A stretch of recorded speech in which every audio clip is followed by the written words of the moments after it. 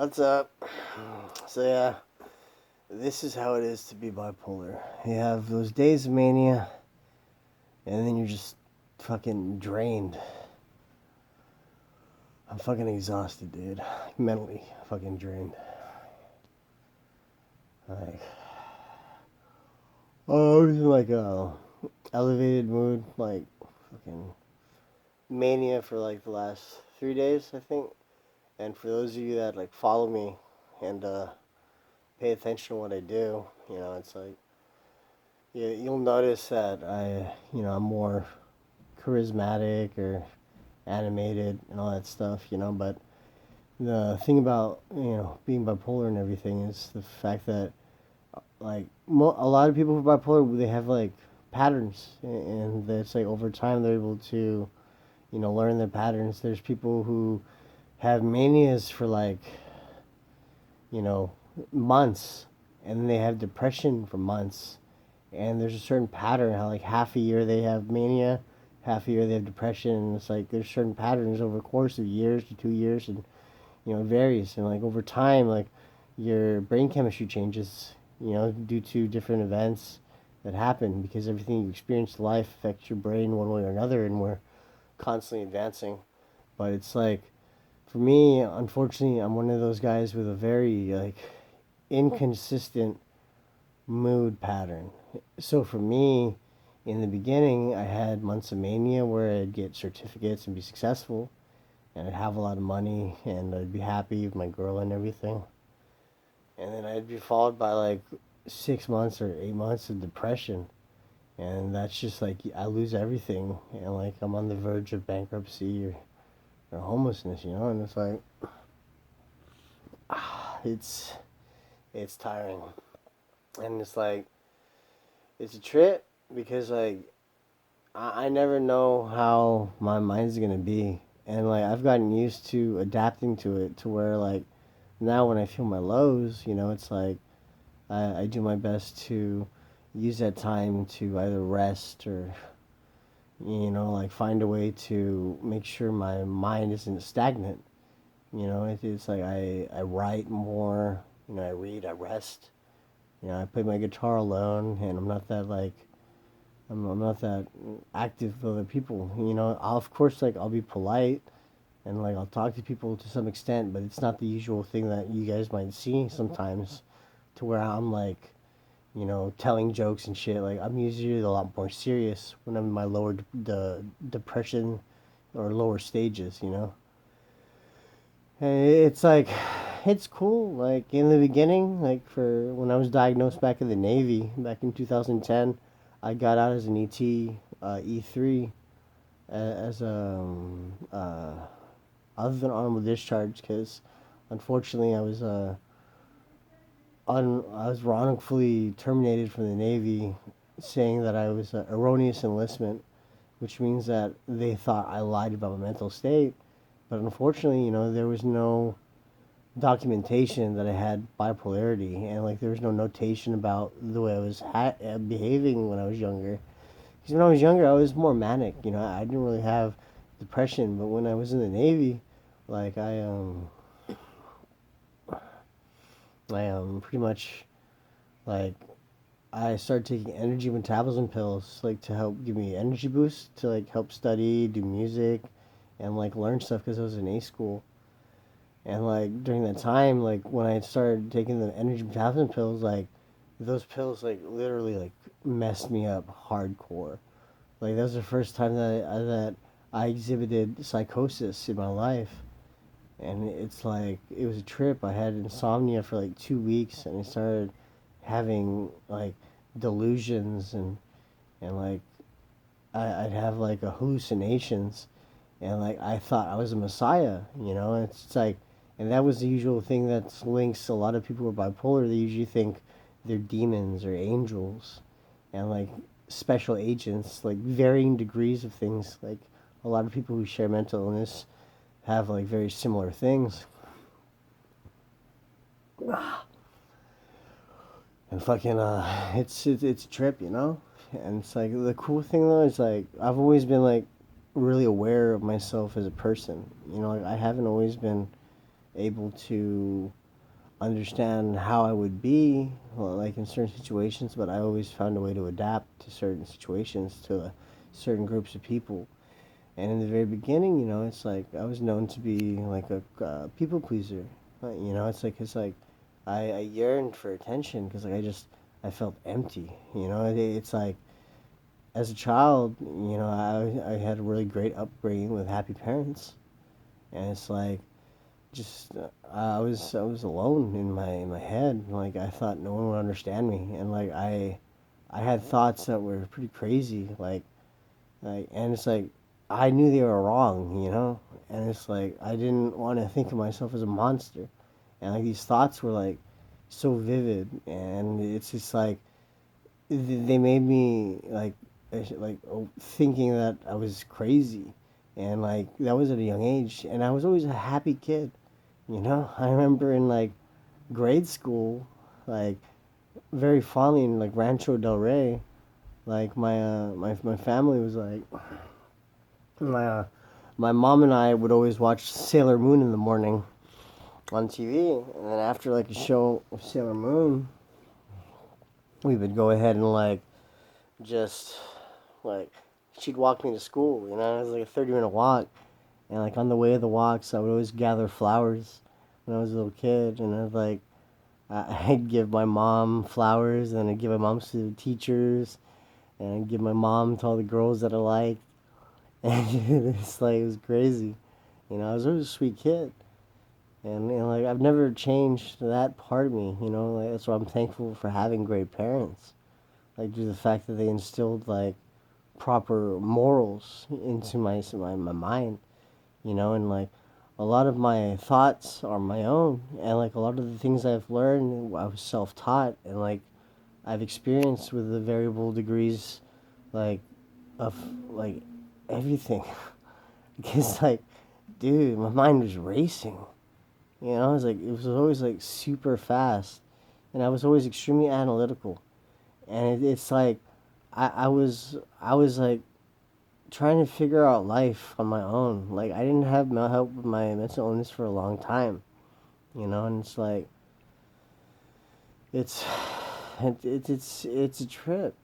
But like I've said before, like everyone in this world has some varying degree of quirks, some varying degree of positive or negative traits that shapes them to become the person that they are to this day, and the way they act in the future may no longer always be the same, because like we're very social creatures, and like we want to belong. There's the Maslow's hierarchy of needs, and it's like with that, it talks about the different stages of what people need: love, nourishment, food, shelter, and then at the very top, it's self-actualization. It's at the tip of the pyramid where, with self-actualization, that's when people find their calling in life. And the thing is, like, people reach that at different phases of their life. It's like certain individuals, depending on how they live their life, either find that way with, like, either early on because they've suffered experiences to where like they've had experience where they're living with like a family with like drug addiction, and at a young age they had to take the role of the parent, and they had a little sibling and they had to like raise them, and they were only 13 years old, and then they would like take on the responsibilities of adult, and those people usually end up maturing quite faster.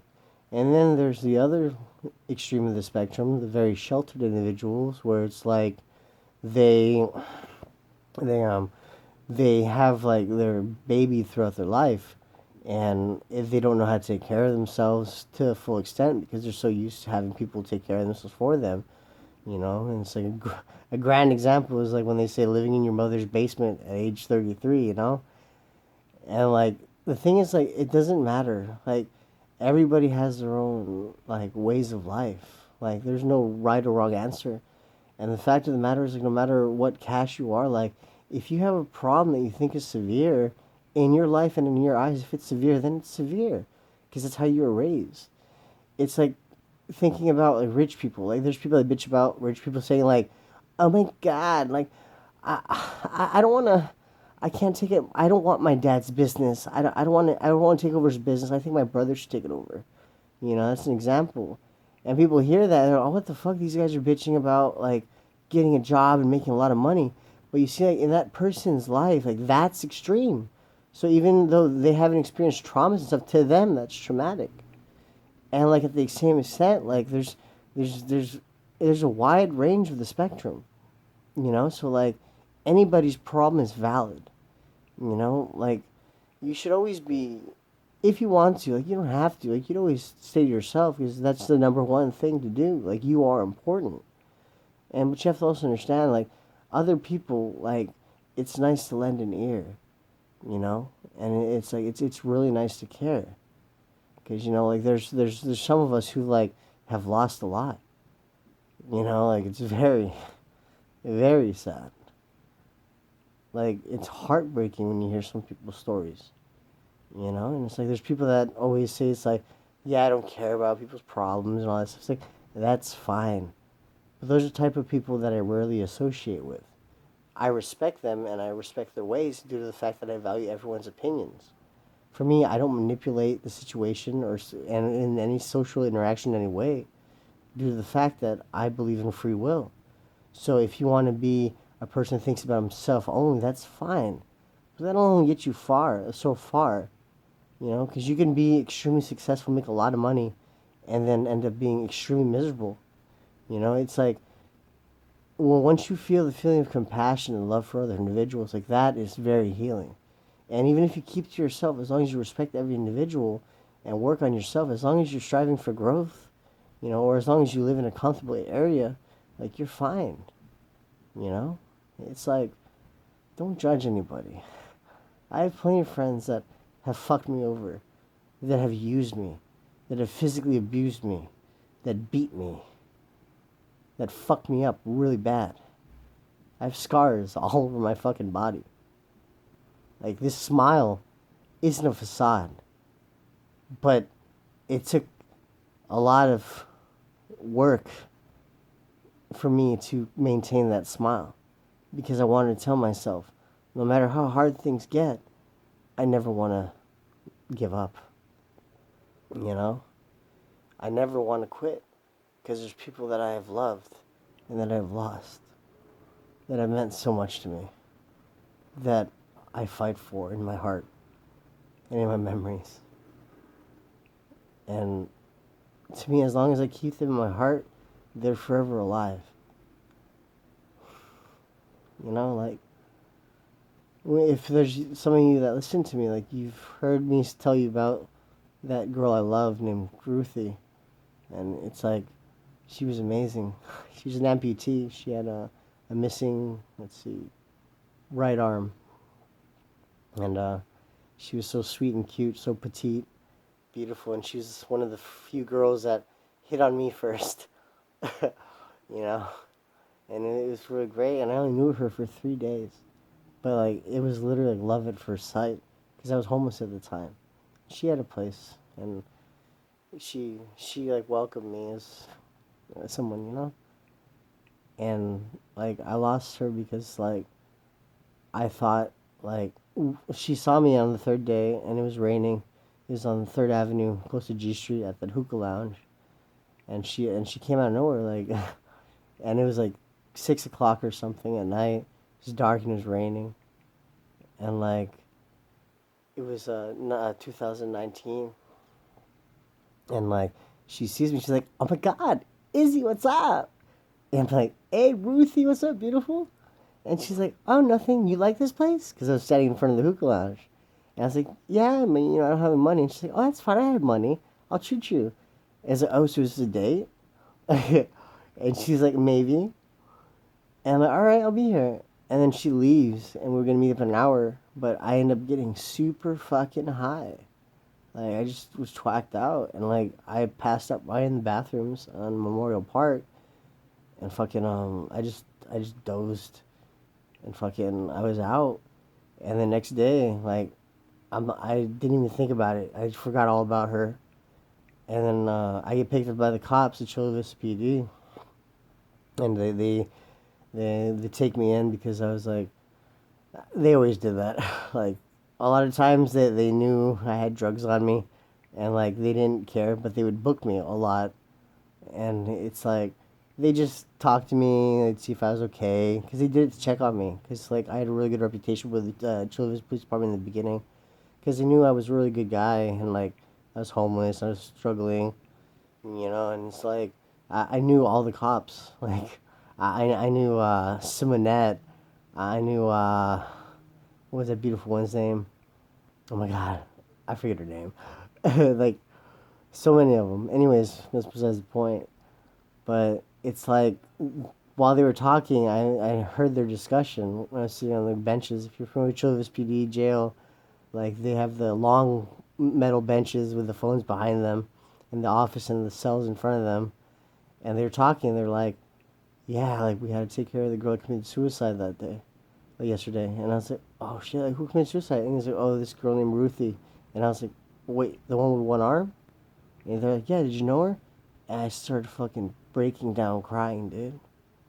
Like, yeah, so that was a big lesson, but I'm really tired, so like if you made it this far, watch me, just talk, like, thank you. I mainly do this to document myself and look back at my videos to find patterns on behavior, like just have fun, express my thoughts, emotions, and beliefs, and it's just a good outlet for me. It's very therapeutic and it helps my sobriety.